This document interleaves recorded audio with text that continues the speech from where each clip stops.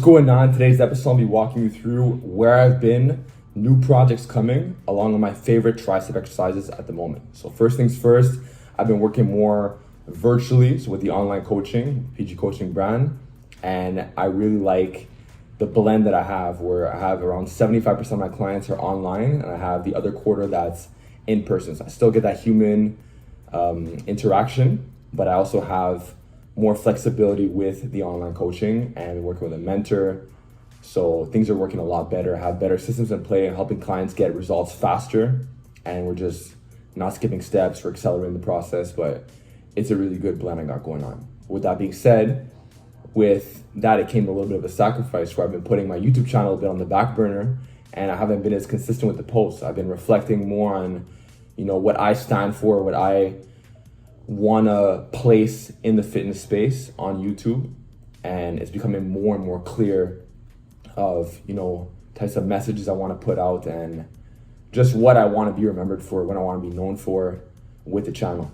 So the fact that I have more coming in with the online coaching, and with that, it puts me in a position where I'm able to post exactly what I want to post. So I've always posted what I want to post, but I want to make it even more clear that I'm not going to make videos just for the sake of making videos. I want to get back to the essence of, the older stuff where, nothing scripted, just that raw stuff, and just obviously telling you how it is. And I'm not going to make a video if I have nothing to say, just for the sake of, feeding the algorithm. I want to make videos because I want you guys to have good takeaways. You guys are going to learn some stuff. You guys are going to be educated, but there's also going to be some entertainment in there as well. But education is definitely what I'm leading with, because I always want takeaways to be had when you watch a video of mine.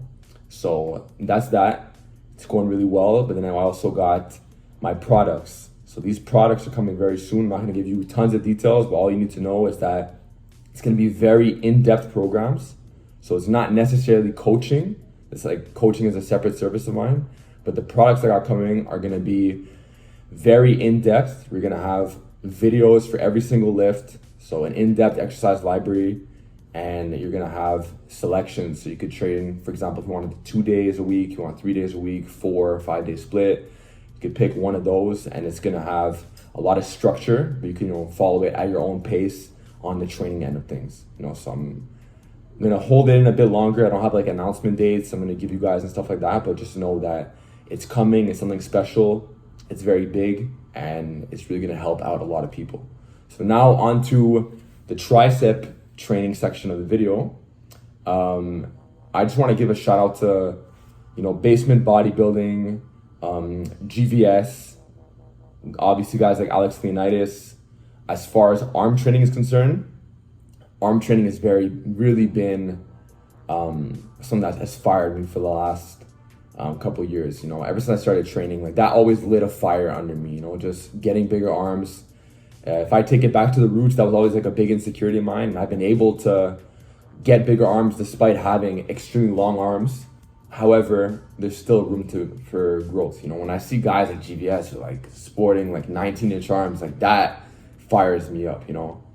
So I've really been bringing up my triceps, and I want to share with you guys some methods that have been working for me, and hopefully you guys can give it a shot. It can work for you too. So give you guys 5 lifts.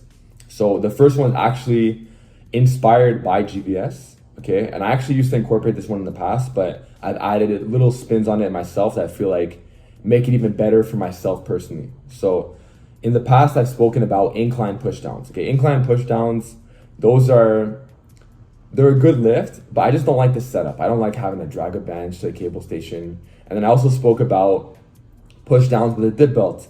And those are cool too, but just like, you have to have the dip belt in your bag. You look for the dip belts in the gym. And I don't like that type of process, So I'm a very simple guy. I don't like setups that take long. So I really like a tall kneeling push down because it's going to anchor you better. And I apply like some principles where I get some more shoulder flexion. So basically, if I'm in the tall kneeling position, okay, I'm gonna get a bit of protraction.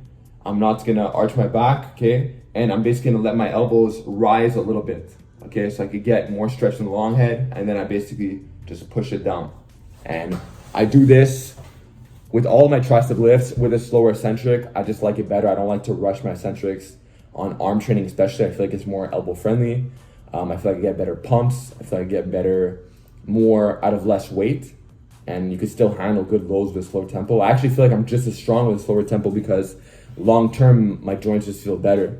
So I really like that lift. And I really like doing it with a rope in particular, with a short rope, because you get that diverging effect. So you get to start off close and you get to go out a little bit wider. So that's definitely the first one. It's a tall kneeling push down with the rope, and you get some shoulder flexion in there. The second one is a hybrid of a push down and a kickback. So if you guys have liked kickbacks, but you're still not really sold on the idea, you're like, oh, it's a bit of like a goofy lift, can't really load it up, look no further, because if you combine the two together, if you set the cable station a little bit lower, okay, and then you get into a hinge position and you grab a long rope, and if your gym doesn't have that, you could grab onto 2 ropes.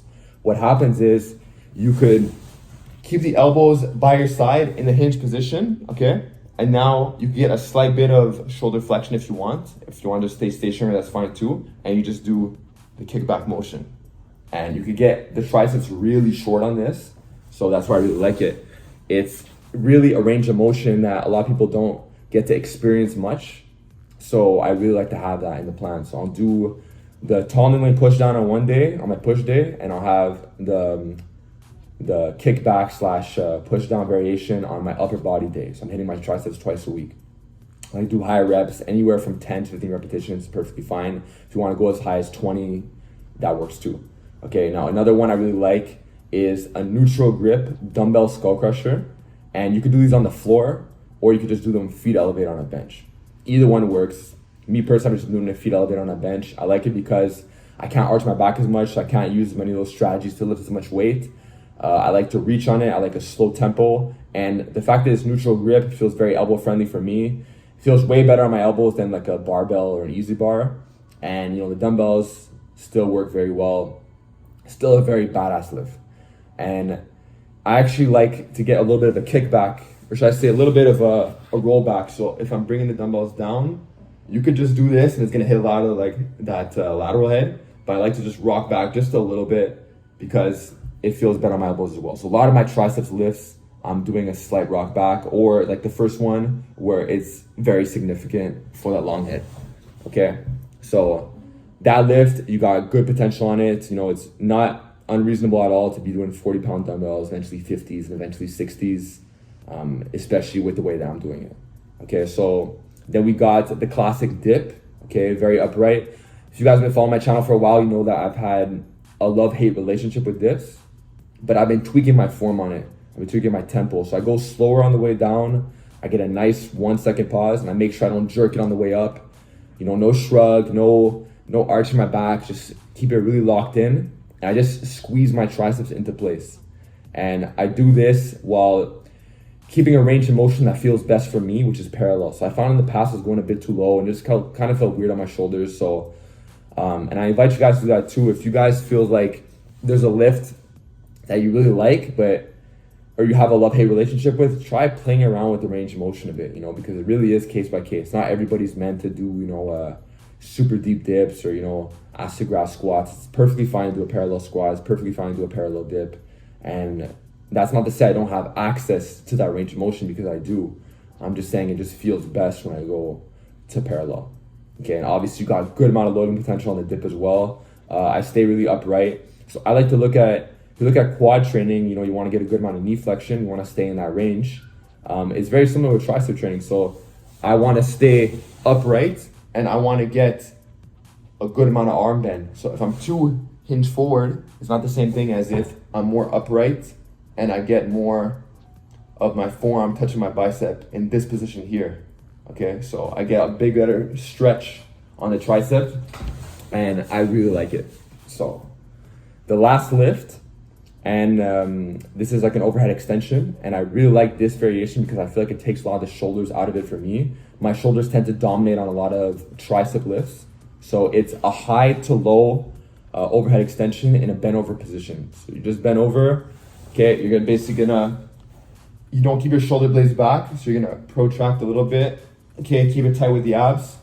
I actually got this one from Robin Strand. from Strand Strong.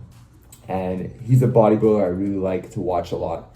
And basically how he does it is he'll hinge forward, reach, and then he'll just drive it back. I get a little bit of rocking in the elbows because it feels a bit better. And then you just extend like so.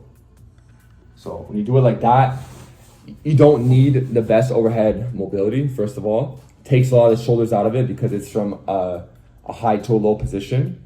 I find that when you do it in the opposite way, where you have a low to a high position, for some people it feels like a behind the neck press. It just feels like there's a lot of delts in it. So I really like from high to low. And I really don't like that variation. And the sixth variation is the classic one arm dumbbell overhead extension, but I didn't post a video of it in this clip because I've been talking about this lift for years on end, and I feel like I'm beating a dead horse, constantly talking about it. So that's in the rotation as well. So basically I have 3 tricep lifts one day, 3 tricep lifts another day.